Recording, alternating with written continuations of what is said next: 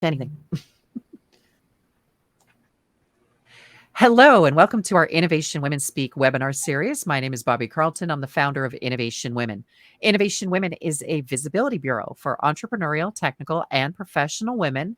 Our mission is to eliminate the all male, all pale, and often all stale panels you see so often at industry conferences and events.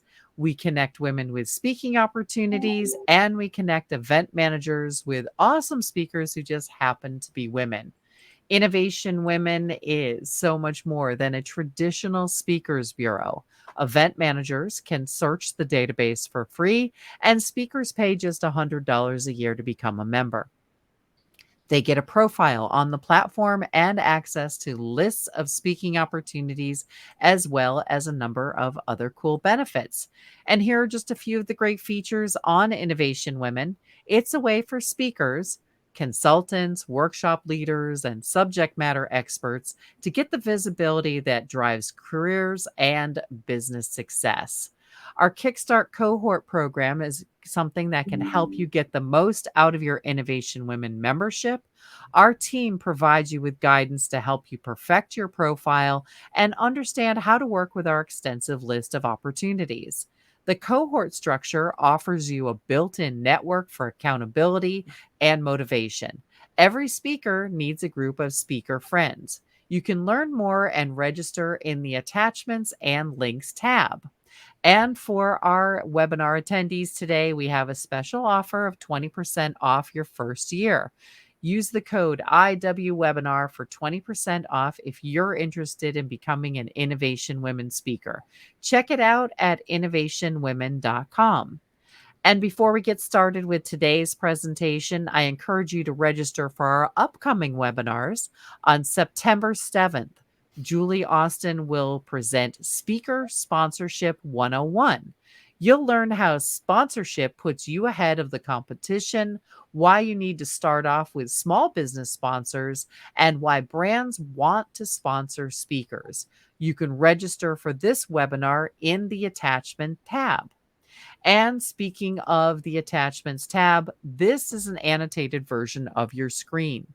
Below the video viewing window, there are tabs. The default tab is Ask a Question. You can type in a question or a comment at any point during the program. The Attachments tab is where you'll see documents and links from today's speaker and the link to sign up for future webinars. You can download the attachments at any time during this webinar and from the recording. The tab called Rate This helps us determine what you like. We read all the feedback. You can enlarge your screen to view it in full screen mode. If at any time you need audio help or the screen freezes, try refreshing the page and feel free to click on the Help button at the bottom of the screen. Today's webinar is being recorded, so if you'd like to view it again, you will be able to. We will send you the link after the webinar. And now on to today's presentation. With us today is Carl Ford. He is the conference chair for the IoT Evolution Conference and Expo. Carl has been highlighting the key initiatives around the advances of the commercial internet since the inception of the World Wide Web.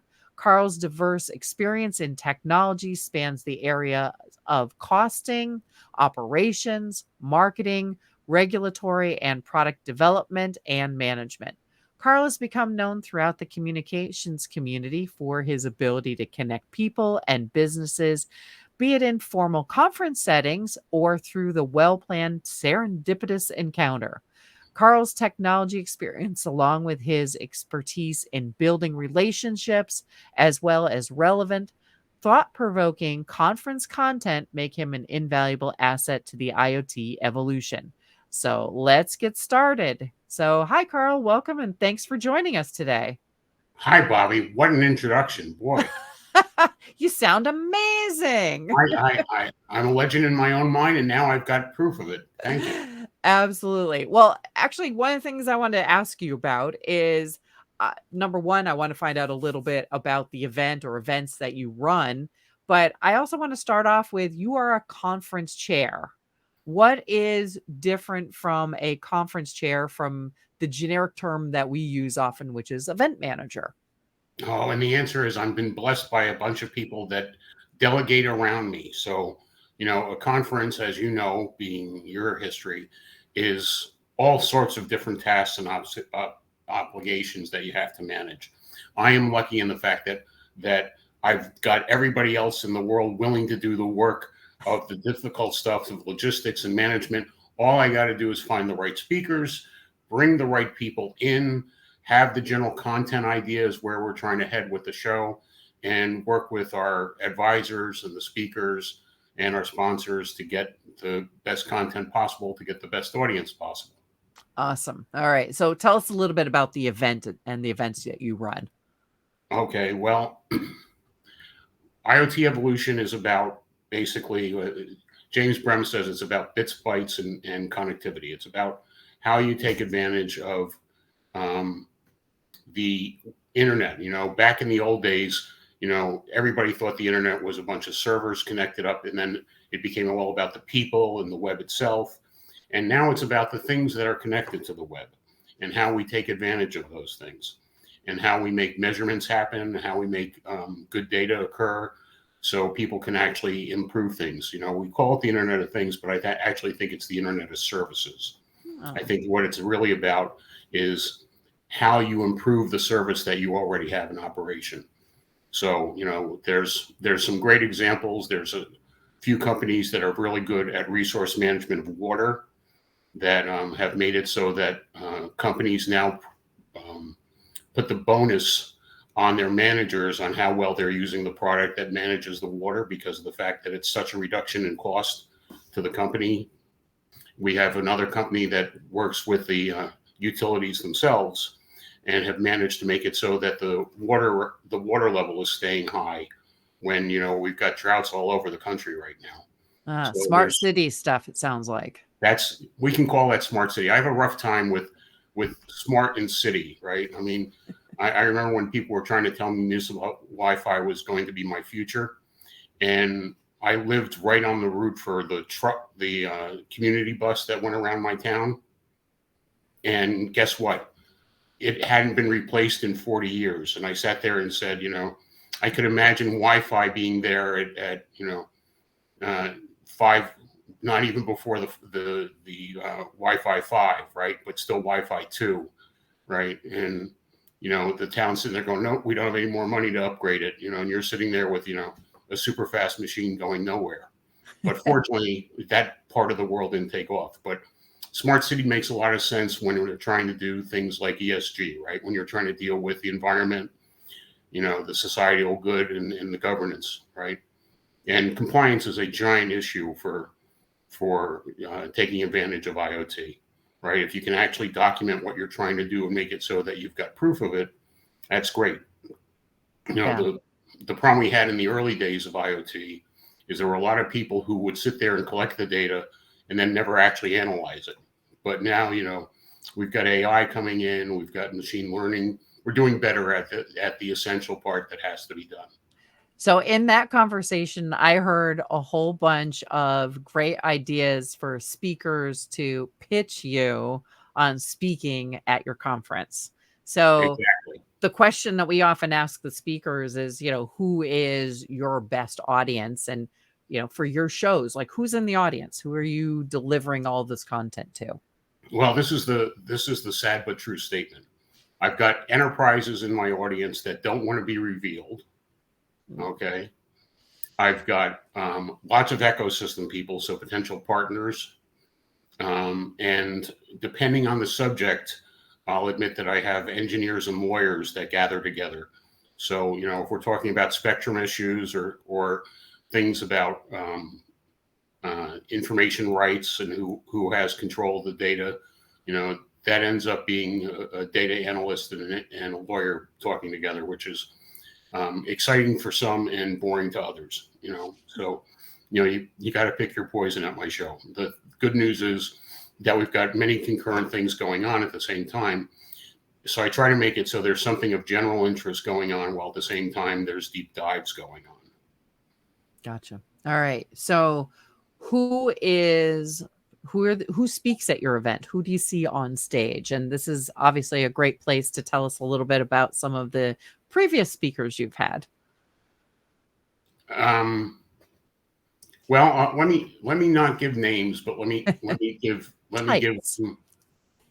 let me give you some types, right? You know, we've got founders of companies that have come and spoken. We've got companies that have recently been acquired, so they were good startups with good strategies.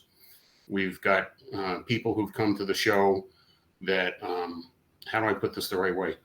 Found an ecosystem full of partners that made it so that they actually accelerated their goals. So, you know, that's some of the advantages that our speakers have when they come.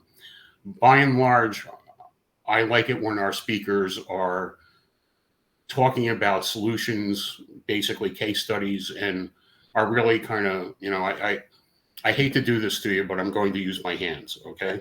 It's okay. I got taught by Joe Mazzio, great thinker about telecommunications, that if I ever saw somebody's hands above their head, they were giving you great vision. But the guys who probably are going to be more interesting for you are the guys who are down here, who are playing with their hands and trying to get things to work. So those are the engineers. So we need a combination of good vision people and good engineer people, right? And the last thing we want is someone who's got such great vision that people can't figure out how it relates to them. You know, I'll tell you one guy who's a borderline, okay, who's absolutely brilliant. Is the most amazing speaker I have on my show every time. His name's Taylor Scott, okay? He runs Icon. He's the CTO of Icon. And they are doing holographic design.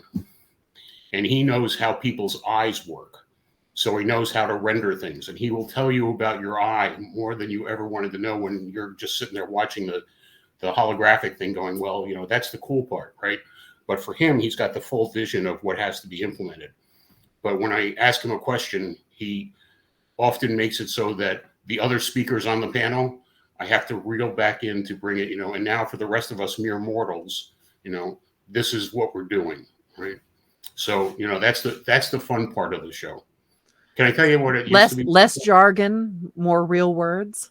Yes. And well, more practical application, I guess, is the way to say it, right? You want to know how it can impact you and what you can do with it, right? The last thing you want to do is, you know, I'll give you the best example, 5G, okay? It's just, you know, it's just a nebulous term. There are 3 different methodologies that you can use that are called 5G, right? It's all part of long-term evolution, what the plan is from 3GPP. And, you know, all the stuff is marketing terms in reality and not the practical side of it. So the question is, how does it relate to what you're trying to accomplish, right? And there's a lot to be said. You know, there's, you know, the high precision stuff that really requires the high speed stuff. But, you know, by and large, I'll share a issue I have with certain companies. You know, they've designed their 5G plan based on people wanting to stream movies. And when it comes to IoT, it's not designed well. It goes to the wrong DNS. It makes it so that people are sitting there and they're getting delays on things that should be like that. And if they just do a little configuration difference between what they do for the people watching video and the people actually taking things and trying to get data from them, it'd be so much better. But the company is thinking about, you know, who their customer is, and they've really got only one customer in mind, and that's you and I on our phones. So, gotcha. All right. So we often characterize shows like yours as deep tech. And when we talk about technology and trade shows and conferences and speakers and presentations, like there are often some great pieces of advice that conference chairs like you provide to speakers, you know, you're in terms of everything from connecting to the audience to, you know, how can you best convey your messages. I'm so curious, like, you know, how are you managing the conversations with your speakers and directing them ahead of the shows? yeah, well, let's walk through a typical speaker submission. Okay. Perfect. And, And by and the way, folks, that typical speaker submission, the link is in the links in the attachments tab. okay, I'll tell you what I like to see and what I don't like to see. Perfect. Okay. Um, and I don't mean any offense to anyone, but um, marketing titles scare me. And then when the session descriptions are such that they talk about, here's the problem that we're facing, and here is why company XYZ's product XYZ is the thing, that's not part of the show, right? It's great to talk about the problem and talk about the solutions. It's not good to make it so that I'm basically a infomercial for somebody. Okay. Now, what I like to see is people who are published in talking about what's going on, so they can contribute articles to us. They can show us links to where they've done. And when they're talking about a topic that's general, and when I say general, it has a specific generic problem that they're facing, but it's giving you a number of alternative solutions. Right now, private networks is a big story going on, and private networks can be done many different ways. And if someone says this is the way that it's going to be done, that's not what I want to hear. However, having said that, often what I try to do is I try to find people who represent different aspects of the same idea and how to solve it. And I put them in a panel together so people can understand how this works together, which one makes more sense, right? So I make it so that people can sit there and say, oh, I relate to that. This applies to me, right? I'll give you a great example. Private networks require, if they're using cellular, if they're not using a SIM that connects up to the rest of the network, right? It's a private network.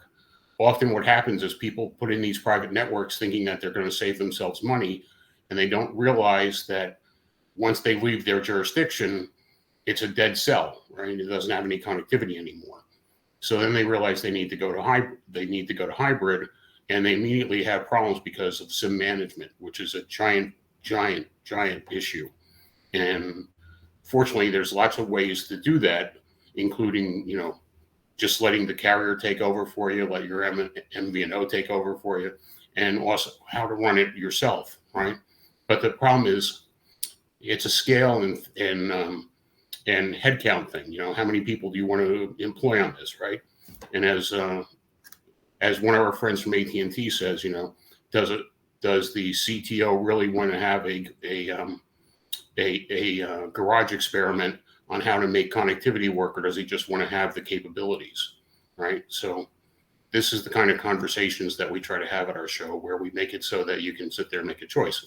Now, having said that, I'll just speak on defense of LoRa, right? There's a LoRaWAN technology is a cheap way to go that doesn't require you to own spectrum, doesn't have SIM management in it, and is pretty easy to deploy. And it could be that that's the private network for you or something like it. So, these are the kind of things I try to bring out for people so they can sit there and say, oh, I get this now. This is why this applies to me, right? Because the problem with IoT is it's such a nebulous thing, and it applies to so many different places that it sounds like, all I got to do is buy IoT and it cures everything. But the reality is that it's got many nuances in it, and I try to help expose the nuances. Gotcha. All right. So, question for you from the speaker perspective. A lot of times, speakers who are not deep into an industry will apply to speak at a show because the show has a career track or a business track. Is there a place at your events for these general business topics? There's a good answer and there's a bad answer. Okay. The good answer is yes, there are, because we're part of a thing called the Tech Super Show. Mhm. Okay. The bad news is it's rare that it's associated in my part of the show. So as my conference content is, it doesn't necessarily apply. However, we've got parts of the show that are Office of the Future. We've even got cannabis technology going on in our show, which is kind of interesting because it's a growing industry for sure, puns intended. And the reality is that it's all about finding that niche in the show that makes sense.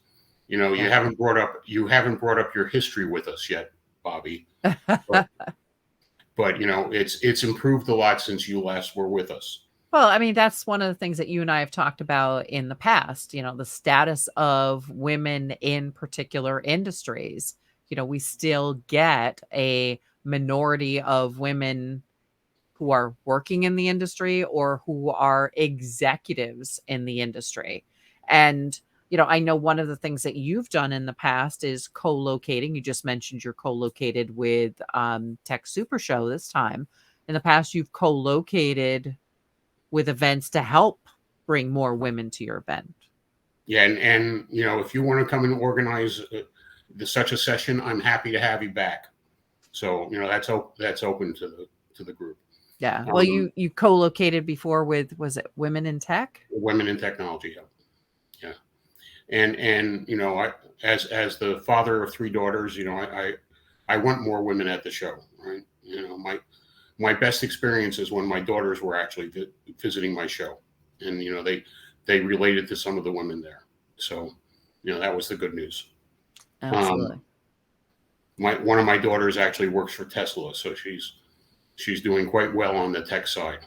The other side of the issue is, we prefer STEM people, and often, the best technologists I know that are female in STEM are also the most overworked, and they have a tendency not to want to come out and speak because of the fact that they're too busy. So, finding the time to come out and talk is an important aspect of the job as well, because you're helping build the community. In the old days when we used to run the voice over IP stuff, one of the best parts was that we were improving standards, right? When in IoT, the problem that we've got is there are so many standards to be touched that, no one concerted effort is going to be the answer, right? Industrial has its own issues. Smart city has its own issues. There are good initiatives going on. Amazon's got a best practices for smart cities. The Industrial Internet Consortium, which is somewhere near you, up there in Massachusetts, does a good job of trying to get security understood. And then, of course, we've got lots of security standards. Right. More than we need, but that's beside the point. All right. So this is a show where your sponsors have a good amount of say in both the program and the agenda. And one of the reasons I love doing this series for Innovation Women, the Ask an Event Manager series, is kind of opening things up and letting people have a look at kind of what happens behind the scenes so they better understand where conference organizers are coming from. Can you talk about how you interact with sponsors? Absolutely. What I normally do is I look very hard at what the sponsor is asking for, and we have conversations with them about what they want. Our sales team comes to me and says, here's the company, here's what they thought were the hot items. Sometimes it's very interesting in the fact that you have a company that has a website that isn't reflecting where they're heading with the company. And you're sitting there and you think you know what they want to talk about, and in truth, they're in the process of redesigning and moving on to, and you're part of a launch. And the important thing is to listen to the customer and say, what is it that we're trying to talk about here? Are we trying to do brand recognition, thought leadership? What's the ideal situation? And we have a few sponsors that actually bring a whole panel with them. Your Ms. Austin speaking, that we've got in effect the company that will say, well, we're going to speak too, but I've got this professor, or I've got this person who wrote a book on this subject who I also want to bring in, right? And we end up having a very rich event because of the fact that they've brought in all this extra information with them. So it's all about, listening to the sponsors, finding out what it is that they want to do. We're changing our format a little bit, by the way, and we're making it so that some of the sponsor content is in its own right in the middle of the show. So that should be an interesting mix as well. We've had a lot of stuff that we've done on the theater, but the theater in the exhibit hall hasn't necessarily been the best place to get some of these conversations going. So we're moving them back into the main part of the show. That's actually a great opportunity to kind of take a meander through the different types of speaking opportunities. I mean, so far I've heard you, talking about panels. I mean, what other things are you bringing to the stage? We have panels, we have keynotes, we have demos. Case studies are always welcome. We used to have something called Battle of the Platforms, where we would have, everybody show off their platforms, because there was a period of time where, if you said you were doing IoT, you were saying you were doing a platform. We're a little bit different now. Now we've got more service-oriented stuff. So we're now having the battle for ROI, and ROI is it normally is a return on investment, but it's more just about how you're using IoT, what your results are with IoT. So we're not necessarily requiring people to give us their actual ROI, but we are looking for them to tell us, what success they've had. And, the last contest we did with this, we had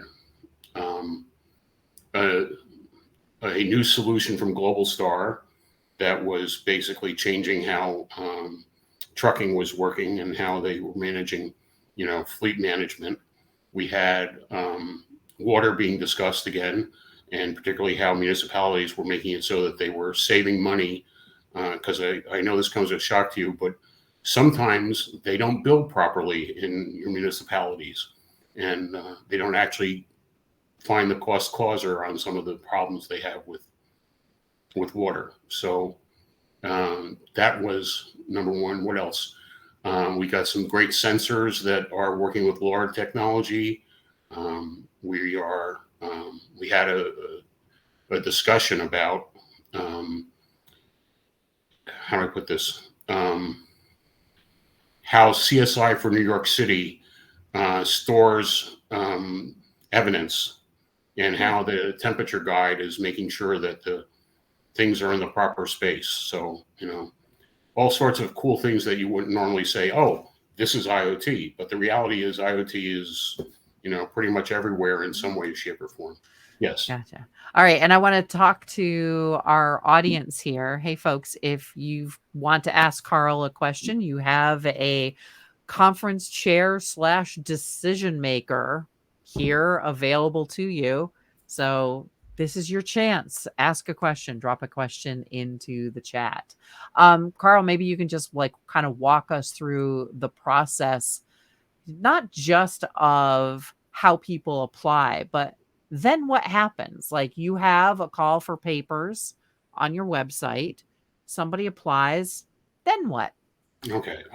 We've got themes that we're looking to fulfill, right? So, smart city is one of it. And Industrial Internet Consortium is another one, or the Industrial Internet is another one. We also look for general IoT discussion. When it comes to smart city, it's very nebulous. It can be smart agriculture, smart building. We're going to do a lot on smart building this time around. I have a successful someone who just left his company that got sold to another bigger company. And the immediate thing that he did was he went out and bought 3 office buildings.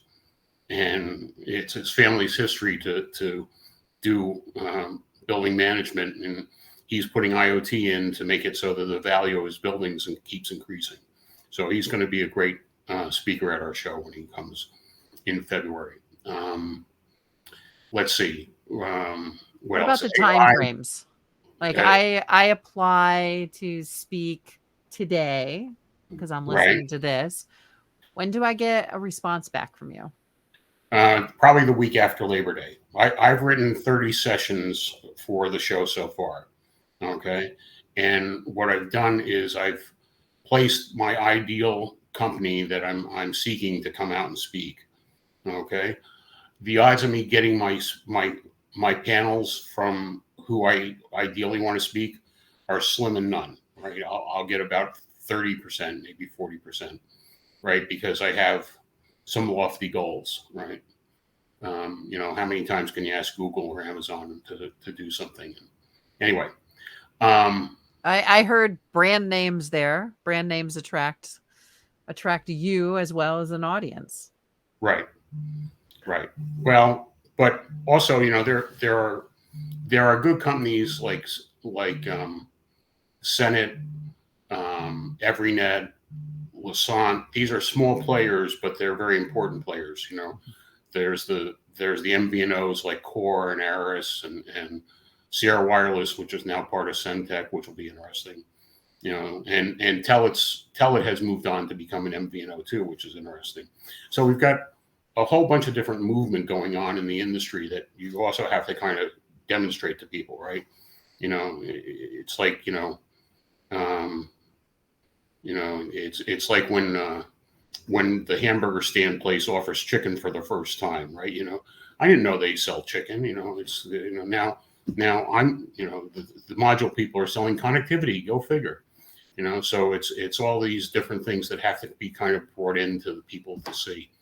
But there are lots of innovations going on with very specific applications that I would love to have demonstrated, brought into play.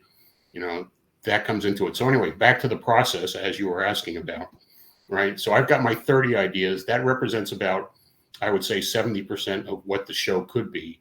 But I'm going to have some dead sessions in there, things that basically I'm not going to get anybody to say yes to, right? Because they're too lofty a goal, right? Or they're too ridiculous a concept, right? I've got a whole bunch of topics about China security issues, right? And there are quite a few companies that would love to tell me about it, but don't want to speak about it. Okay, so I've asked them to go public, and we'll see whether they do or not, right? Anyway, back to the subject at hand. So, in effect, I've got a board with all these different sessions, and then I look at all the sessions that get offered to me from the speakers, and I sit there and say, well, they fit in something I've made already, or is this something I want to add to the show? And based on that, I then start working with them to make it so they blend in, right? And So it's like you have a dream agenda, that's and a good way to say it. when do the reality fit the dream? Yep. I'm having an Albert Brooks moment right now, by the way.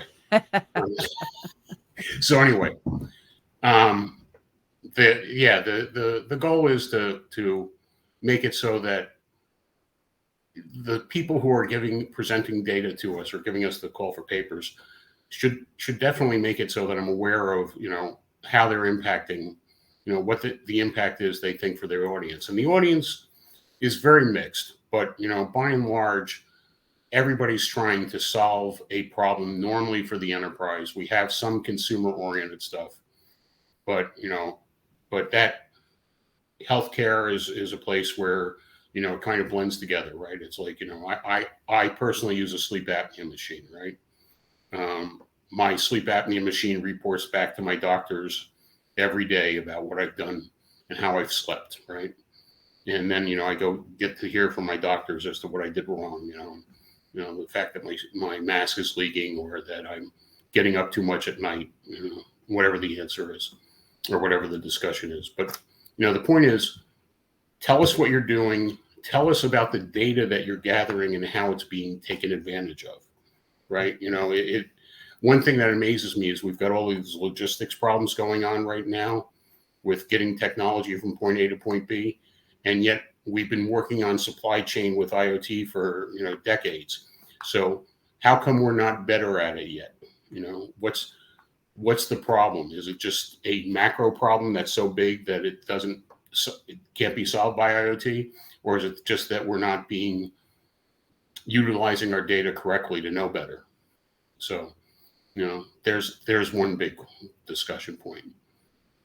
What else Okay. would you like to hear, young lady? Well, I mean, I'm gonna kind of go back. I mean, you're a technologist, you're a journalist. How did you end up in charge of all the content for a show like IoT Evolution conference? Um, Like a little bit about your background. Like, okay, is this and I think, in terms of writings okay. and being an expert in this industry, like how'd you get into this spot? Well, I studied to be a minister, and decided that I loved God, but wasn't so sure about congregations. Um, but then I became um, an evangelist for technology, and my first um, place where I was doing that was in the phone company, and I was basically working on trying to make a soft switch that was taking advantage of the internet to provide real telco data, right? Real telco transmissions. And from there, I moved on to cellular, and cellular became, very consumer oriented very quickly. But the IoT side of the equation um, was something that was very interesting to me. And the good news is, um, through TMC, through the company I work with, um, Dave Rodriguez, the president of the company, said, "We've got a customer here who wants us to talk about M to M." And that was the start of us working in that space. Now, the funny thing is, M to M as a term is not useful. So we all switched to IoT. And, talking about male and pale and stale, do not look at the M to M references on the web. Do not Google M to M. You are going to be sadly disappointed when you're looking for technology there, because it's male to male as opposed to Uh, machine to machine. So that's why we're now Internet of Things. Gotcha. All TMI. right. No, sorry about that. All So right. I So am. I am. go ahead. The thing I love about doing this stuff, right, is I love to see the humor in things as we're trying to do them. One of the more interesting places where technology failed was kielbasa. Okay, one of the major kielbasa manufacturers changed their whole process, automated it nicely, and they sat there and they made it so that it was lightning fast. And you know what they discovered? They discovered their kielbasa didn't look particularly appetizing, and they had to go back and look at the processes they had in place. And what happened was they hit a specific spot where they had actually shaved off an hour's worth of time in the process, but that hour's worth of time was where the meat was aging to get the right color. So basically, they had to go back in and re-engineer the timing on it to make it so that there was a storage portion of the process to bring it back to make it so that it was good again. But these are the unintended consequences that IoT has all over the place. That I love hearing about these things. I love people coming and talking about these things, because the fact that the truth of the matter is, a lot of times people do a ready, fire, aim approach to IoT. And what you need to do is make it so that, people sit there and understand that, if you're failing at IoT, it's not because IoT is wrong. It's because you haven't thought the process all the way through and you haven't gathered the data correctly. All right. And We've actually got some questions from our audience. thank God. The first one is uh this person is curious to hear more about the attendees of the conference and what kind of professional development workshops the attendees would find valuable, if any, at IoT. We're looking to do some training, particularly on building management with IoT right now. That's one thing that's in the works. It has a lot to do with the gentleman I was talking about that went off and bought 3 buildings, but also with some other companies. The we've done training in the past. We look to do a tutorial on radio spectrum and how to use it, whether we're using Zigbee or the low end stuff or the higher stuff. So we're always open to ideas. We like to make it so that there's CEU credits involved or some continuing education function. Mm-hmm. And if it's a course that already exists that we can, do that with, we're open to those ideas. Gotcha. So these are professional, industry-oriented workshops and development courses. Who is giving the CEUs for these things? It depends on the organization. Some of them are project management, PMP. Mm-hmm. Some of them are from other organizations. I can't think off my head right now, but whoever does the CISP ones. Got it. Okay. We have some other questions here. If professional development, and I think people are thinking about things like, driving business connections through LinkedIn or something like that, aren't part of your show, would they be something that sponsors would be interested in putting in place? Yes, the idea of the show is always to make it so that people are in movement and in motion in between thought leadership and discussions, to make it so that conversations occur, right? So there's the random bit of it as well. There's also the party we have set up. We feed our delegates that are paying for the content so that they can have more in-depth conversations. And more importantly than that, we always leave time for questions at the end of the sessions, right? We don't like it when the speaker just talks and then walks out, because 9 times out of 10, what you're going to do is you're going to be in a room and you're going to hear somebody say, well, no offense, but I've got this problem. And someone's going to sit there and say, hey, that sounds a lot like my problem, right? Or, and then you find that you get a dialogue with the audience, and, you discover some smart people in the audience who, may have what you need, or more importantly, may have experience that helps you. So, that's kind of what we try to do. We try to make it so that there's mingling going on. Gotcha. All right. So this next is, kind of down the path of one of the most common questions we get asked, which is about getting compensated and getting paid as a speaker. And I usually tell speakers that if their perfect consulting customer or product customer is sitting in the audience, they shouldn't expect to get paid by the conference organizer.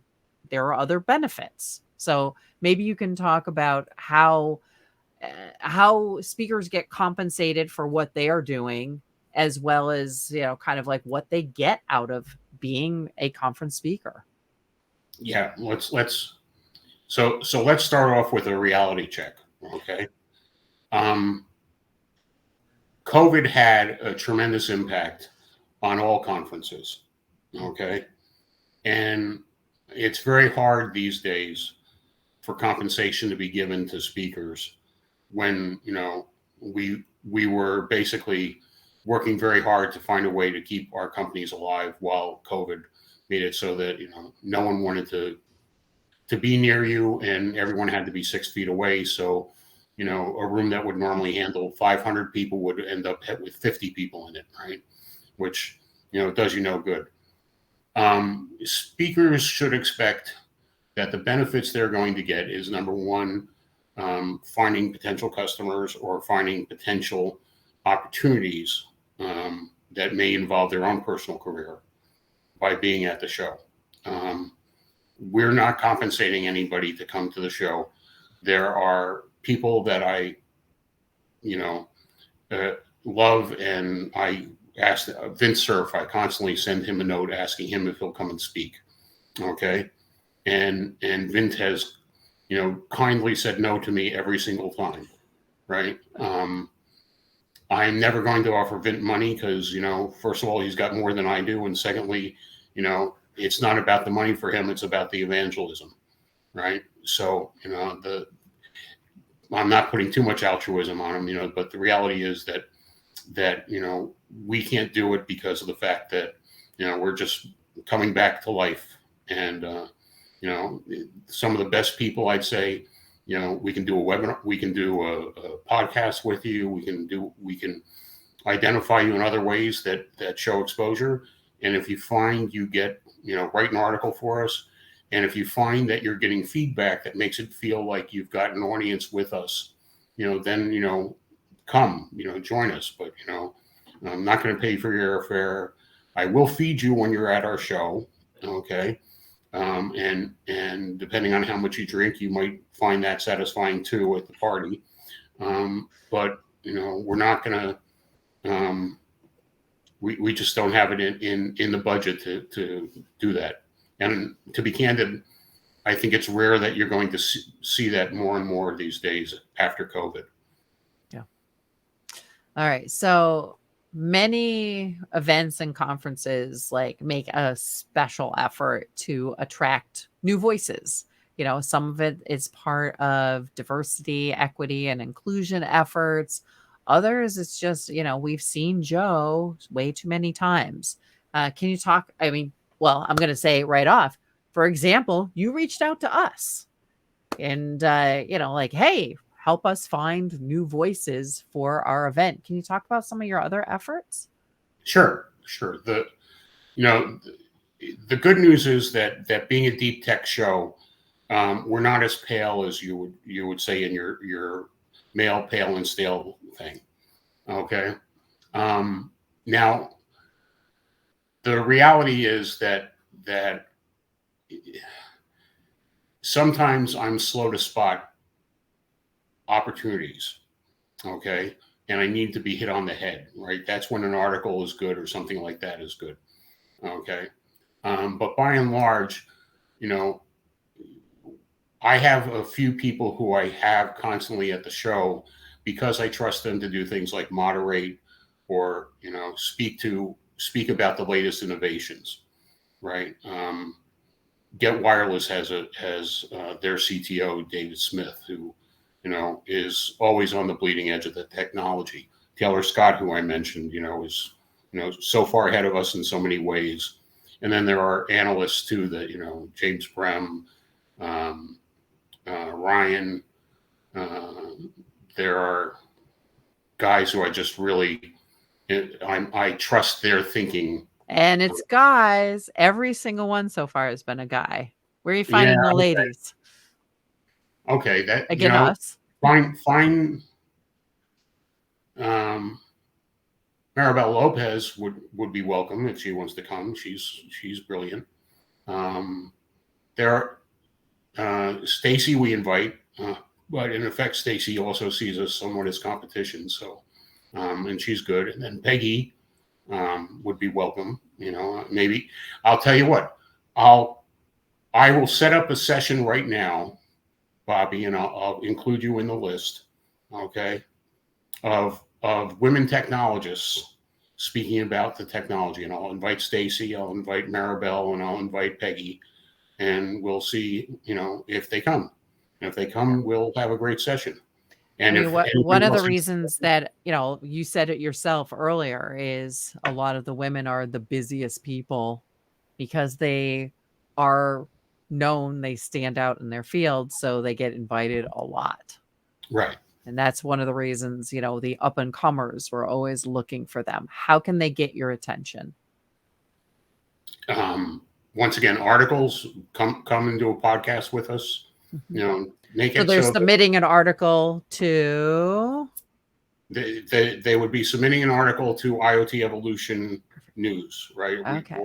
The IoT Evolution World. And we would welcome that. Eric Lanask is the guy who basically manages all that kind of functionality. But if they send it to me, I'll get it to Eric. But I don't think I'm a closed loop, other than the fact that I have certain things that drive me insane.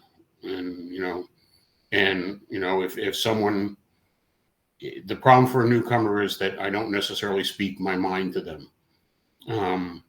So if they want to have a real conversation with me about why I didn't like their subject, I'll be candid. I have a rough time with blockchain and IoT. Okay, I think that it represents a valid solution to having a ledger. I think it has value in this world. I don't think it's the panacea of all things, and it's a flashing new technology that everyone fell in love with. And the reality is that it takes a lot of processing, and we need processing for other things as well. Yeah. And So, think that's a great point to make to speakers as well, getting to know the conference chair. I'm not going to say you have a bias, Carl, because, blockchain, you have a point of view about blockchain. yeah, And if I have. somebody keeps pitching the same blockchain thing and not getting selected, like they should have a conversation with you. Yeah, I have biases. I freely admit it. And the good news is I believe I'm reachable and teachable. So if anybody's having problems, getting to me, Bobby, let them tell you, and you can come beat me up. All righty. I will take you up on that. All right. We're getting toward the end of our time frame here. Wish lists for you, Carl. Like, are there great speakers or great presentations or, interesting things that you haven't been pitched that you would like to get pitched? I'm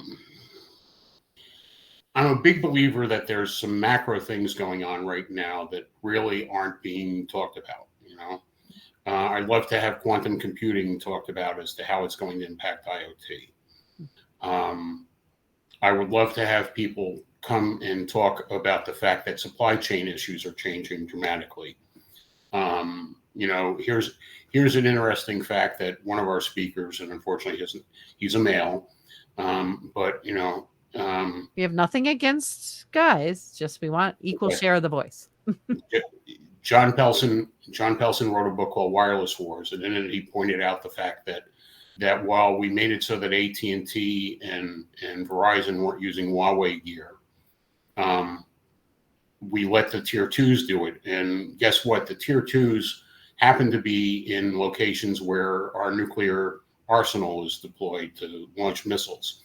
So there may be an issue about the fact that the telecom network, which basically is used to help manage all this stuff, has got, a foreign power's ability to listen in stuck in it, right? And we've got these kind of things going on where it's probably going to happen that the supply chain is going to start splitting up, and people are going to be more interested in buying from Western world companies than from Asia companies that may have some security threats associated with them.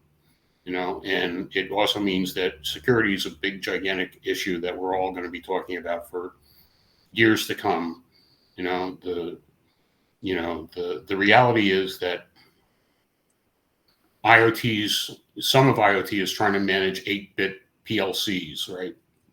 Program line cards, the stuff that industrial internet stuff works with. And, there's a lot of room to screw up on an 8-bit card where no one's going to notice it who's been sitting here doing web management for years, right?